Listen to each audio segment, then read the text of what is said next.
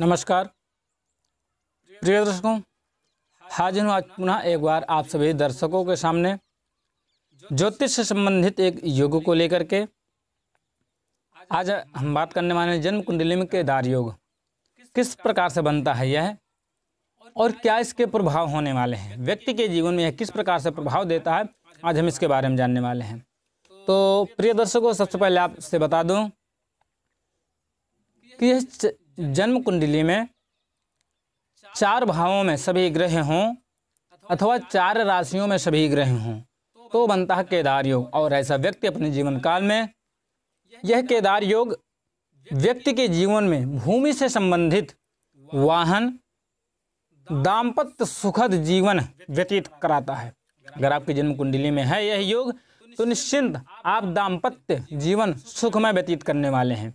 आप अपने जीवन काल में निश्चित ही धन से संबंधित किसी मामले में कमजोर होने वाले नहीं हैं। आप अपने जीवन में किसी प्रकार से कोई सरकारी नौकरी से संबंधित किसी चीज़ में परेशान होने वाले नहीं हैं। आप सरकारी नौकरी चाहते हैं, आप दाम्पत्य विवाह का सुख चाहते हैं, सुखद विवाह दाम्पत्य जीवन साथी ढूंढना चाहते हैं, आप सुखों से संबंधित हर वस्तुओं को पाना चाहते हैं, तो ये योग आपके लिए, आपके जन्म कुंडली में यह बहुत सर्वश्रेष्ठ योग है। और अगर यह योग बन रहा है तो आप निश्चिंत हो जाए, आप अपने जीवन काल में खुद का मकान, भूमि, भवन, वाहन, साथ में दाम्पत्य का सुख भी प्राप्त करेंगे आप अपने जीवन काल में।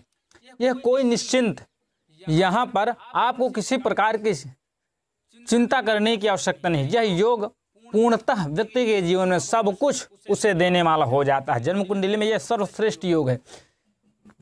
तो आप अपनी जन्म कुंडली को देख लीजिए, किस लग्न की जन्म कुंडली बनती है, क्या स्थिति है ग्रहों की। हाँ, ये योग आपको मैं हर बार एक ही बात कहता हूँ कि आपको लग्नेश और ग्रहों की स्थिति को ध्यान देना है।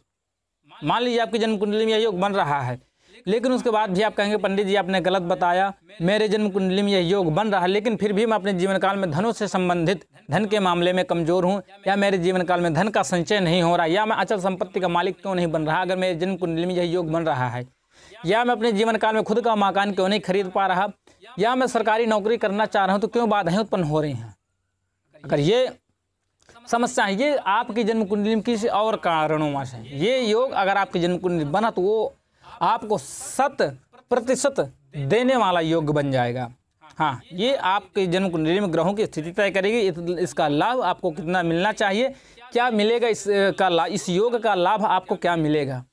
साथ में लग्नेश, क्योंकि ये लग्न ये व्यक्ति का व्यक्तित्व है। ये जो लग्न है, प्रथम भाव जिसको हम जन्म कुंडली का प्रथम भाव बोलते हैं, ये व्यक्ति का व्यक्तित्व है। और जब व्यक्ति ही मजबूत नहीं होगा, या जो उसको संभालने वाला है, जो उस सुख को पाने वाला है, जो उस सुख को भोगने वाला है, जो सरकारी नौकरी में जाने वाला है, जो हर कार्य में सफलता पाने वाला, अगर वो ही मजबूत ना हुआ उसमें फिर योग कुछ नहीं कर सकते हैं। आप अपने आप को सक्षम बनाइए और इस योग का पूर्ण लाभ अपने जीवन में प्राप्त करिए। आइए, बहुत आसान है, मुझे नहीं लगता कि आप ये बहुत कठिन है, बहुत आसान और बहुत आसानी से आपको समझ में आ जाएगा। तो आइए मैं उदाहरण के लिए आपको समझा देता हूँ जन्म कुंडली में किस प्रकार से बनता है। देखिए, वृश्चिक लग्न की जैसे जन्म कुंडली बन रही है, वृश्चिक राशि के स्वामी बनते हैं मंगल देव। राहु जाकर के इनकी जन्म कुंडली में तृतीय भाव में बैठे हैं, और केतु की स्थिति अगर देखें तो जन्म कुंडली के भाग्य भाव में 9वें भाव में केतु जाकर के बैठे हैं। राहु और केतु सदैव, एक बात आप सभी जानते हैं कि राहु और केतु सदैव एक साथ यानी आमने सामने होते हैं, सदैव 7वें से 7वें का संबंध रखते हैं, आमने सामने होते हैं। लेकिन इस योग में राहु और केतु की गणना नहीं होती। अगर इस योग की बात करें तो राहु और केतु की गणना नहीं होती इस योग में। मुख्यतः देखा जाए तो 7 ग्रहों की गणना होती है, जिसमें से सूर्य से लेकर के शनि पर्यंत 7 ग्रहों की गणना होती है। और क्रमशः ये 7 ग्रह, सूर्य से लेकर के शनि पर्यंत क्रमशः 7 ग्रह, यानी ये 7 ग्रह किसी 4 भावों में बैठे हों। जैसे कि उदाहरण के लिए देखिए, जन्म कुंडली के चतुर्थ भाव जिससे हम सुखों का विचार करते हैं, माता का विचार करते हैं, भूमि भवन का विचार करते हैं, वाहन का विचार करते हैं, अचल संपत्ति का विचार करते हैं, उसी चतुर्थ भाव में जन्म कुंडली के सूर्य, मंगल और बुध बैठे हुए हैं। नोट कीजिए, सूर्य, मंगल और बुध बैठे हुए हैं। पंचम भाव में जन्म कुंडली के चंद्रमा बैठे हुए हैं। सप्तम भाव में शुक्र बैठे हैं और जन्म कुंडली का जो एकादश यानी जो प्रॉफिट का भाव है, जो प्रॉफिट का भाव है, जिससे हम धन आय का विचार करते हैं कि हमारे जीवन काल में धन कितना आएगा, जो उसका विचार करते हैं, धन भाव यानी लाभ भाव, वहाँ पर गुरु और शनि बैठे हैं। तो देखिए 3 ग्रह चतुर्थ भाव में, चंद्रमा जाकर के पंचम भाव में 4 हो गए, शनि शुक्र सप्तम भाव में हो गए 5 हो गए, और गुरु और शनि एकादश भाव में जन्म कुंडली के एकादश भाव में बैठे हैं। यानी मुख्यतः देखा जाए तो सातों के 7 ग्रह 4 भावों में बैठे हैं। 4 भावों में ग्रह बैठे हुए हैं। 1 2 3 4, 1 2 3 4, 4 भावों में ग्रह बैठे हैं। जैसा कि मैंने बताया, इस योग में राहु और केतु की गणना नहीं होती। इस योग में राहु और केतु की गणना नहीं होती है। इस योग में मुख्यतः सूर्य से लेकर के शनि पर्यंत की गणना होती है। तो बहुत आसान है यह योग, इसी को बोलते हैं केदार योग। और अगर यह व्यक्ति की जन्म कुंडली में है तो अपने जीवन काल में व्यापार से संबंधित, सरकारी नौकरी से संबंधित, भूमि भवन से संबंधित, साथ में दाम्पत्य सुख व्यक्ति अपने जीवन काल में काफ़ी मात्रा में पाता है। हाँ, अब ये उसकी जन्म कुंडली तय करेगी, उसका लग्न तय करेगा कि व्यक्ति को इसका लाभ इस योग का कितना मिलना चाहिए, कितना नहीं, ये उसकी स्थिति, ग्रहों की स्थिति तय करेगी। अगर यह अच्छी स्थिति में ग्रहों के बलाबल अच्छे होगा तो यह योग आपको 100% लाभ देने वाला है। लेकिन अगर ग्रहों की स्थिति कमज़ोर हुई तो उसका रिजल्ट भी आपको कम मिलने वाला है, यानी इस योग का लाभ आपको कम मिलने वाला है। तो आप देख लीजिए, बहुत आसान और बहुत सरल ये योग है। आपको कुछ नहीं ध्यान देना है। ये जन्म कुंडली किसी भी लग्न की हो सकती है। जन्म कुंडली किसी भी लग्न की हो सकती है।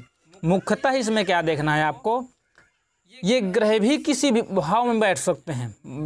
मैंने जो उदाहरण के लिए बताया, इस जन्म कुंडली में चतुर्थ भाव में बैठे, आपकी जन्म कुंडली में किसी भाव में भी हो सकते हैं। 1 से लेकर के 12 भाव किसी भाव में भी हो सकते हैं।